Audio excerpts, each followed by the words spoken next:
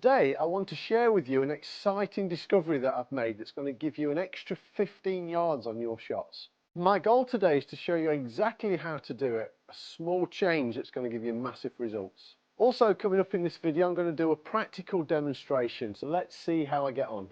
So this discovery is all to do with the wrists. Now you might wonder why I've got a hammer and a piece of wood.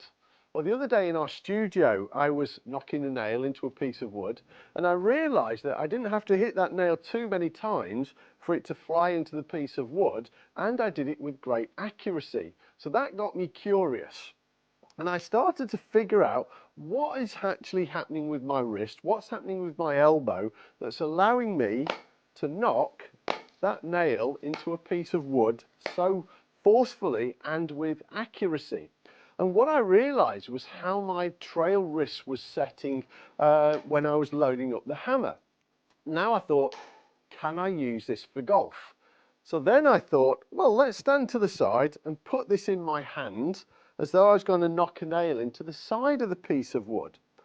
And I realised that my wrist was doing exactly the same thing as it was doing when I was driving it in from the top. So I was really loading my wrist here. My elbow was in a really brilliant position that allowed me to hit a nail into the side of the wood with speed and with accuracy. So I thought, well, I can't play golf with a piece of wood and a hammer. So I thought I'm going to have to try this with a golf club. So what happens if you don't use your wrist then? Good question, Joe.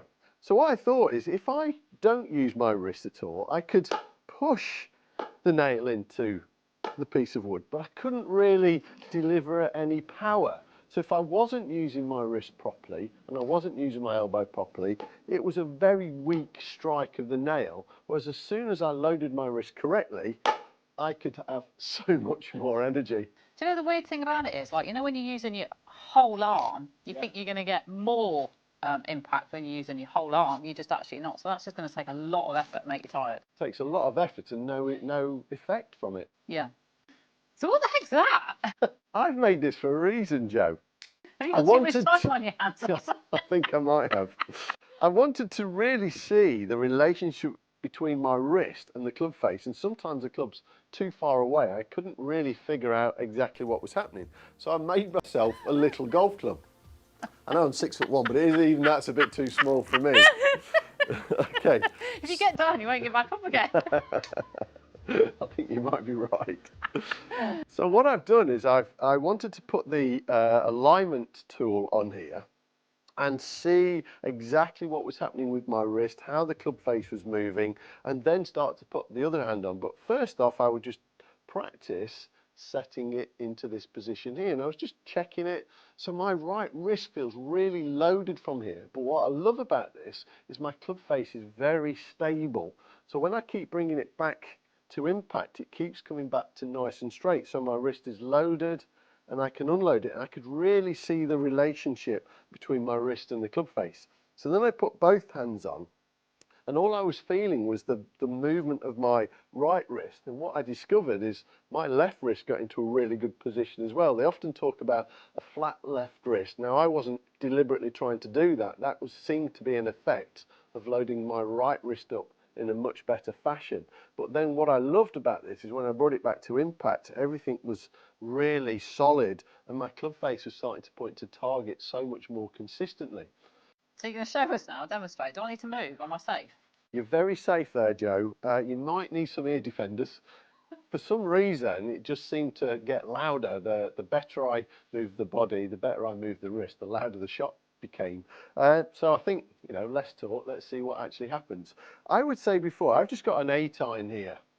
So I don't want to kid any of you guys, you're all too clever for that.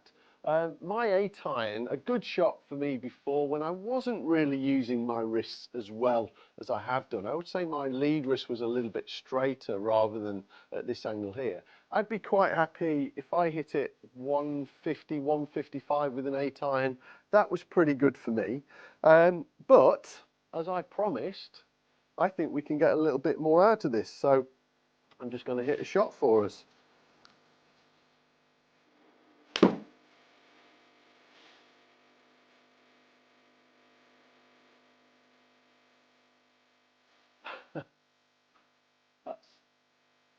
quite staggering.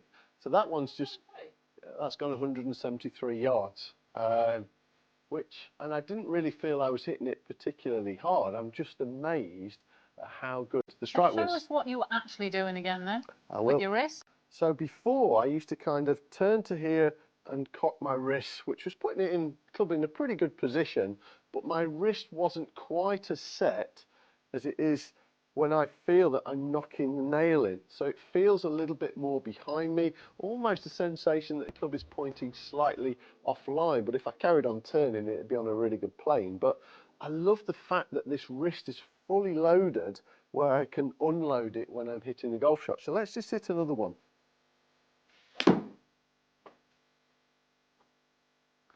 So again, I didn't really feel that I put a lot of effort into that one, but what's that carrying? Let's just see what that's carrying.